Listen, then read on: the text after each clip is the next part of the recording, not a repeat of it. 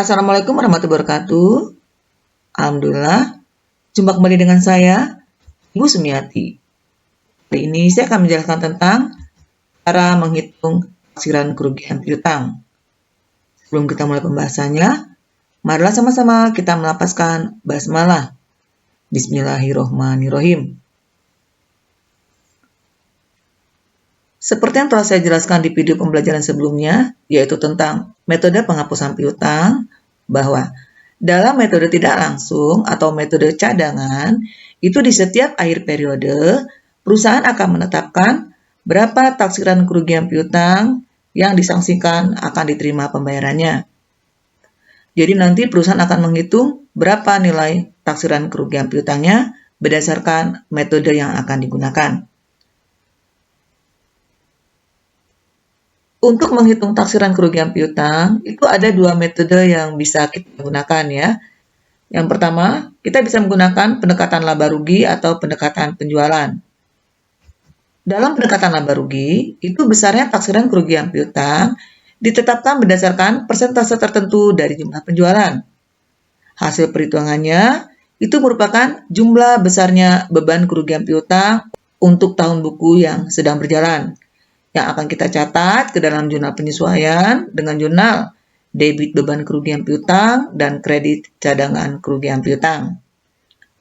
Kemudian pendekatan yang kedua atau metode yang kedua itu adalah pendekatan neraca atau pendekatan piutang. Dalam pendekatan neraca atau pendekatan piutang, besarnya taksiran kerugian piutang itu ditetapkan dengan cara mengalihkan persentase tertentu dengan saldo piutang dagang di akhir periode. Kemudian, hasilnya akan dikurangi dengan saldo cadangan kerugian piutang, itu jika saldo cadangannya ada di kredit. Atau, bisa juga hasilnya kita tambah dengan saldo cadangan, itu jika saldo cadangannya ada di sebelah debit. Nah, hasil perhitungannya, itu merupakan jumlah besarnya beban kerugian piutang untuk tahun buku yang sedang berjalan, dan akan dicatat ke dalam jurnal debitnya beban kerugian piutang dan kreditnya cadangan kerugian piutang. Selain itu, di pendekatan neraca, untuk menghitung besarnya taksiran kerugian piutang, kita juga bisa menggunakan analisis umur piutang. Namun, untuk analisis umur piutang, ini akan saya jelaskan di video pembelajaran saya berikutnya. Untuk lebih jelasnya, sekarang kita langsung ke contoh soal. Di sini ada neraca saldo sebagian per 31 Desember 2022. Ada piutang dagang 45 juta di debit, kemudian cadangan kerugian piutang 450.000 di kredit, penjualan 90 juta di kredit, dan retur penjualan 15 juta di debit. Data penyesuaiannya, yang pertama atau A, taksiran kerugian piutang ditetapkan 2% dari penjualan bersih. Ya, jadi di sini untuk menghitung besarnya taksiran kerugian piutang, ini kita menggunakan pendekatan laba rugi ya, karena di sini ada akun penjualan. Jadi langkahnya yang pertama, ingat rumus penjualan bersih itu adalah penjualan dikurangi retur dan dikurangi potongan penjualan. Ya. Kemudian kalau sudah, kita akan menentukan besarnya taksiran kerugian piutang. Besarnya taksiran kerugian piutang itu ditetapkan 2% dari penjualan bersih ya. Maka kita hitung di sini 2% kita kali dengan penjualan 90 juta dikurangi dengan retur penjualan yaitu 15 juta dan potongan penjualan. Tapi karena potongan penjualan tidak ada, maka tidak perlu kita tulis ya. Jadi kita catat di sini 2% kita kali dengan 90 juta dikurangi 15 juta. Sehingga cara menghitungnya, kamu selesaikan yang dalam kurung terlebih dahulu ya. 90 juta dikurang 15 juta, itu adalah 75 juta. Kamu kali 2%, nilainya 1.500.000. Sehingga besarnya beban kerugian piutang itu adalah 1.500.000 ya. Kita buat jurnalnya, beban kerugian piutang di debit, kemudian cadangan kerugian piutang di sebelah kredit, nilainya masing-masing 1.500.000. Berikutnya di sini data penyesuaian yang kedua atau yang B, taksiran kerugian piutang ditetapkan 3% dari saldo piutang. Kalau perusahaan menetapkan taksiran kerugian piutang berdasarkan saldo piutang, maka di sini cara menghitungnya adalah kita akan mengalihkan prosentasenya ini dengan saldo piutang akhir periode. Saldo piutang akhir periode itu kita bisa lihat di neraca saldo ya. Jadi kalau di neraca saldo ini nilainya adalah 45 juta. Kemudian nanti hasilnya ini akan kita tambah atau bisa juga kita kurangi dengan saldo cadangan kerugian piutang ya. Jadi kalau saldo cadangannya ada di kredit, ini nanti akan mengurangi nilai taksiran kerugian piutang yang sudah kita tetapkan tadi. Ya. Jadi cara menghitungnya, yang pertama kita akan mencatat jumlah taksiran kerugian piutang. Ingat, jumlah taksiran kerugian piutang itu diperoleh dari 3% dari saldo piutang akhir periode ya. Jadi 3% dari 45 juta. Nilainya 3% dari 45 juta itu adalah 1.350.000.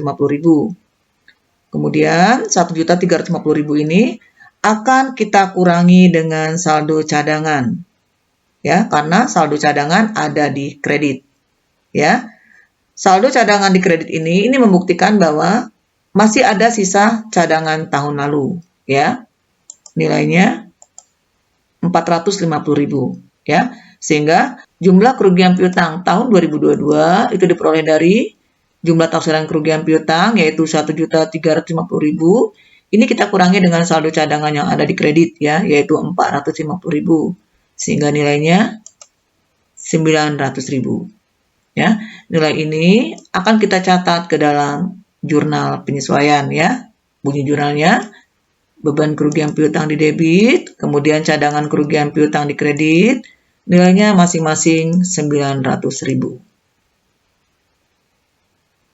Berikutnya yang ketiga atau yang C, jika saldo cadangan kerugian piutang di sebelah debit sebesar 300.000 dan taksiran kerugian piutang 2% dari saldo piutang, maka cara menghitungnya kita buat di sini. Yang pertama, taksiran kerugian piutang atau jumlah taksiran kerugian piutang itu ditetapkan 2% dari saldo piutang ya, berarti 2% dari 45 juta. Nilainya 2% dikali 45 juta, ini adalah 900.000. Kemudian di sini di soal dijelaskan bahwa saldo cadangan kerugian piutang itu ada di sebelah debit sebesar 300.000. Berarti tahun lalu kita kurang mencadangkan ya, sehingga harus kita tambah senilai 300.000 rupiah. Kita tambah di sini. Sehingga besarnya beban kerugian piutang untuk tahun 2022 itu adalah jumlah taksiran kerugian piutang yaitu 900.000, kita tambah dengan saldo cadangan yang ada di debit 300.000. Nilainya menjadi 1.200.000. Nah, nilainya ini kita catat ke dalam jurnal penyesuaian. Beban kerugian piutang di sebelah debit, kemudian cadangan kerugian piutang di sebelah kredit, nilainya masing-masing 1.200.000. Ya, jadi saya ulangi sekali lagi. Karena di soal C ini saldo cadangannya ada di sebelah debit, maka nanti nilai cadangannya akan menambah nilai taksiran kerugian piutang yang sudah ditetapkan. Karena dianggap taksiran kerugian piutang yang lalu masih kurang sehingga harus ditambahkan kembali. Bisa dipahami ya? Jadi ingat ya, kalau misalnya dalam menetapkan taksiran kerugian piutang perusahaan menggunakan pendekatan penjualan, berarti di sini saldo cadangan tidak berpengaruh. Ya. Sementara kalau misalnya perusahaan menggunakan pendekatan piutang, maka saldo cadangan berpengaruh. Ya, jadi kalau saldo cadangannya ada di sebelah kredit, berarti nanti saldo cadangan itu akan mengurangi nilai taksiran kerugian piutang yang sudah ditetapkan. Ya, jadi akan mengurangi. Sementara kalau saldo cadangannya ada di sebelah debit, ini saldo cadangannya akan menambah nilai taksiran kerugian piutang. Demikianlah video pembelajaran dari saya. Semoga video pembelajaran kali ini bermanfaat. Sampai bertemu di video pembelajaran berikutnya. Jangan lupa subscribe, like, comment, and share. Saya akhiri. Wassalamualaikum warahmatullahi wabarakatuh.